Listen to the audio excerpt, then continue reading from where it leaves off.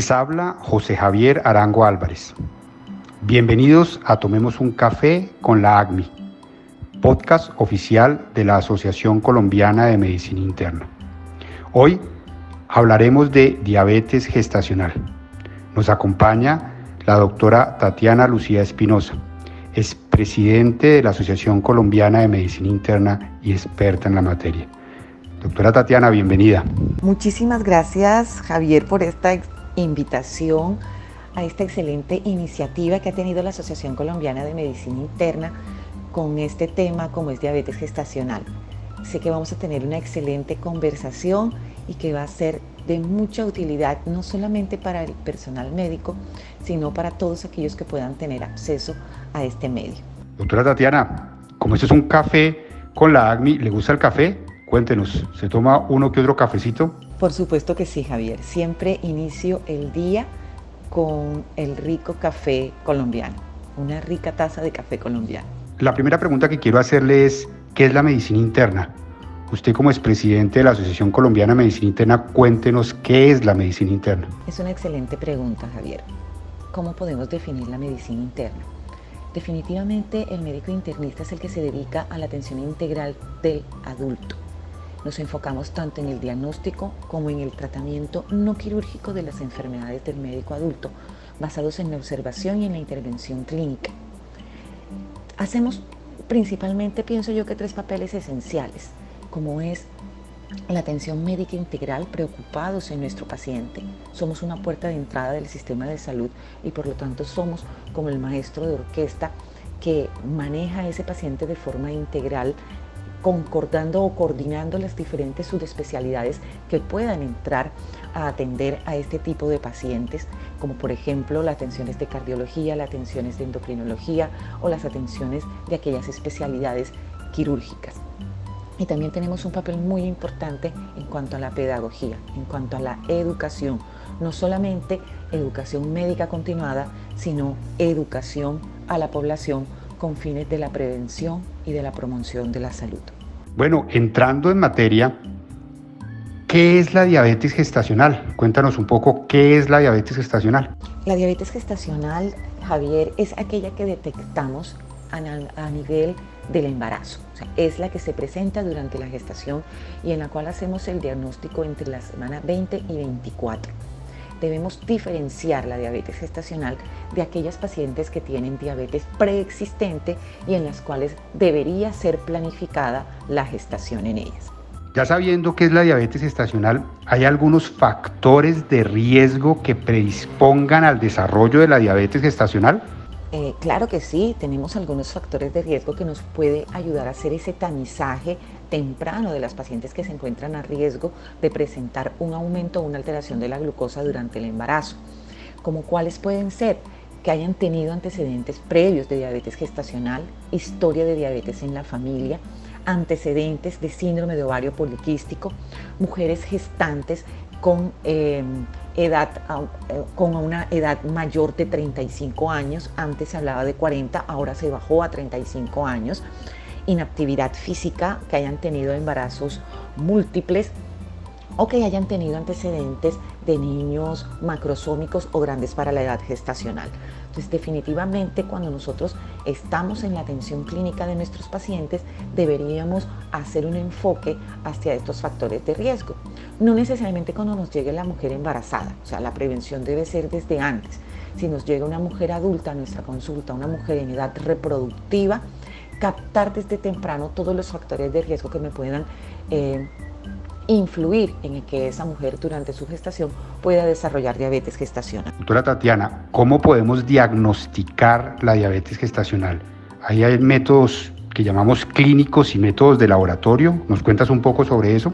Claro que sí, Javier. Si estas pacientes tienen los factores de riesgo que anotamos anteriormente, lógicamente es una alerta clínica que tenemos que mirar para nosotros poder determinar si esta paciente va a tener una alteración en el metabolismo de la glucosa durante su embarazo. Para el tratamiento diagnóstico, por guías, toda mujer entre la semana 20 y 24 debemos hacer un test para descartar si esa paciente está presentando o no diabetes de tipo gestacional.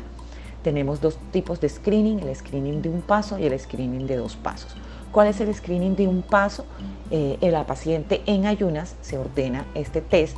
En ayunas se le dan 75 gramos de glucosa. En ayunas no debe tener mayor de 92 miligramos por decilitro. A la hora no debe ser mayor de 180 y a las 2 horas no debe ser mayor de 153. Si tenemos alguna alteración en estos parámetros, se hace diagnóstico de diabetes gestacional. Por otro lado, tenemos el de 2 pasos. Este se hace cuando de pronto queremos agilizar y captar muchas más pacientes en una primera consulta y que de pronto estas pacientes no vayan a tener un control prenatal tan estricto como debería ser. Entonces, ¿qué es lo que se hace? En este de 2 pasos, la mujer llega a su control prenatal en cualquier momento, esa mujer en ese momento se capta, se le dan 50 gramos de glucosa. Si la glucosa es mayor de 200 en ese momento, hacemos diagnóstico de diabetes gestacional a las 2 horas. Pero si la glucosa se encuentra entre 130 o 140, procedemos a hacer el segundo paso, que es hacerlo como el paso anterior. La citamos en ayunas, se le da una carga de glucosa y si es el azúcar en ayunas mayor de 95 o a las 2 horas mayor de 155, hacemos el diagnóstico de diabetes gestacional. Pero siempre nuestras gestantes debemos hacer un tamizaje de diabetes gestacional, independiente o no, si tienen los factores de riesgo que mencionábamos anteriormente. Una vez la mujer embarazada se le diagnostica diabetes gestacional, ¿hay algún tratamiento para el mismo? Claro que sí, o sea, definitivamente el impacto que tiene poder determinar diabetes gestacional tanto para la madre como para el niño, para el bebé, es impresionante. Se disminuyen todos los riesgos de cesárea, de parto prematuro, de fetos macrosómicos o de malformaciones congénitas que se puedan presentar. Por lo tanto, es muy importante hacer el diagnóstico y aproximadamente el 90% de las gestantes se pueden controlar con cambios terapéuticos en el estilo de vida. Aquellas gestantes que no se puedan controlar con cambios terapéuticos del estilo de vida, como son dieta y actividad física, podemos utilizar tratamiento de tipo farmacológico. ¿Por qué es importante diagnosticar y tratar? ¿Hay alguna repercusión sobre el bebé que van a nacer si la madre tiene diabetes gestacional? Bueno, claro que sí, Javier. Definitivamente el enfoque del tratamiento de la diabetes gestacional debe realizarse para nosotros poder impactar y disminuir las complicaciones que se pueden generar de la misma, como hablaremos posteriormente, tanto para el madre como para el feto. Aproximadamente el 90% de las mujeres con diabetes gestacional ceden con cambios terapéuticos en el estilo de vida, como es la dieta y como es la actividad física. Si dentro de la evolución de nuestra paciente no la logramos con metas como es mantener una glucosa en ayunas menor de 95 y una glucosa postprandial a las 2 horas menor de 140, estas mujeres deben recibir manejo farmacológico. Según las guías ADA, las drogas de elección o el manejo de elección sería el manejo con insulina. Pero también existen algunos antidiabéticos orales que podemos utilizar para el control de nuestras pacientes gestantes, como es la metformina. La metformina se ha constituido también en un medicamento seguro, a pesar de que atraviesa la barrera placentaria. Es segura para la madre, es segura para el bebé, disminuye el peso y disminuye también el peso fetal a posterior. Otros antidiabéticos orales como la glibenclamida o la gliburide, que es la que se ha utilizado para el manejo de la diabetes gestacional, producen un poco más de efectos adversos, por lo tanto no se ha recomendado tanto su utilidad. Otros antidiabéticos definitivamente están contraindicados durante el embarazo. En el momento tenemos entonces indicación como tratamiento farmacológico, el manejo con insulina. La insulina es segura, la insulina no atraviesa la placenta y vamos a tener un adecuado control glucémico y disminución de las complicaciones. Pero como segunda opción podemos considerar la metformina. Doctora Tatiana, cuéntenos entonces adicionalmente, si una mujer es diabética y queda en embarazo, ¿esto también se llama diabetes gestacional o no se llama diabetes gestacional? ¿Y qué se debe hacer? Porque obviamente debe haber un control. Claro, como lo comentaba anteriormente, definitivamente la intervención juega un papel muy importante. Tenemos, la hiperglucemia puede producir efectos fetales si es una mujer que ya tenía una diabetes preexistente, ya tanto diabetes tipo 1 como diabetes tipo 2, que se empiece a presentar y que no esté controlada durante su primer trimestre, el principal efecto que vamos a tener son malformaciones congénitas que prácticamente van a ser a nivel del sistema nervioso central y a nivel cardiovascular, transposición de grandes vasos, alteraciones del tubo neural. Y en sí lo que nos puede importar mucho más en cuanto al tema específico de diabetes gestacional se presenta en las características que afectan en el segundo y tercer trimestre, que prácticamente se van a enfocar en el aumento del crecimiento fetal. Vamos a tener niños grandes para la edad gestacional, vamos a tener fetos macrosómicos y esto va a traer consecuencias metabólicas al momento del nacimiento, como pueden ser hipoglucemia fetal, hipomagnesemia, hiperinsulinemia, policitemia, riesgo de desarrollo cognitivo para el feto. Aparte de que la diabetes gestacional también puede tener complicaciones a nivel del desarrollo de la gestación de la madre y aumenta el riesgo de desarrollar también hipertensión inducida por el embarazo y que se puedan tener complicaciones como partos prematuros. Si una mujer es diabética, ya no se considera diabetes gestacional, se considera diabetes preexistente, puede ser diabetes tipo 1 o diabetes tipo 2.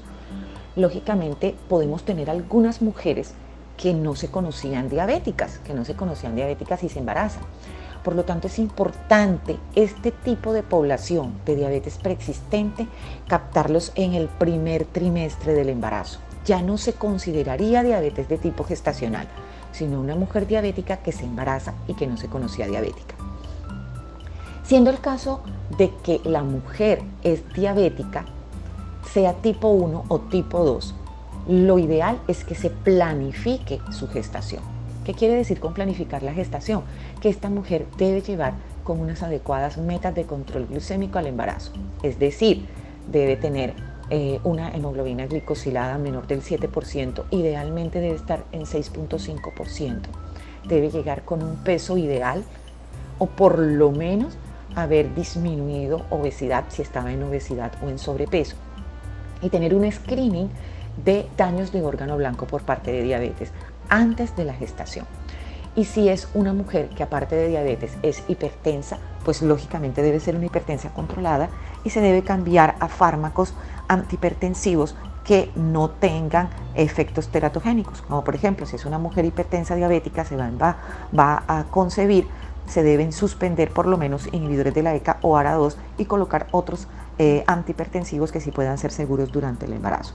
Esto es muy importante. Si nosotros planificamos, vamos a tener un adecuado embarazo sin complicaciones y con niños que no vayan a tener las complicaciones que mencionábamos anteriormente. Doctora Tatiana, mil y mil gracias. Hemos hablado sobre diabetes gestacional, sobre temas súper importantes, desde la definición hasta el tratamiento, pasando por el diagnóstico y los factores de riesgo que la desencadenan. Además nos has hablado de lo importante que es el control de la glicemia o el azúcar en las pacientes que son diabéticas y quedan embarazadas. Para terminar, quisiera hacerle una última pregunta. ¿Usted por qué escogió ser médica internista? Bueno, Javier, definitivamente la medicina interna es una pasión. Yo la veo como una pasión porque estamos atendiendo de forma integral al paciente adulto. Cuando uno está en un pregrado y piensa empezar una especialidad, uno dice, ¿cómo me veo actuando el resto de mi vida? Y cuando estaba haciendo medicina interna y uno mira sus especialidades, también uno dice, ¿qué voy a hacer el resto de la vida?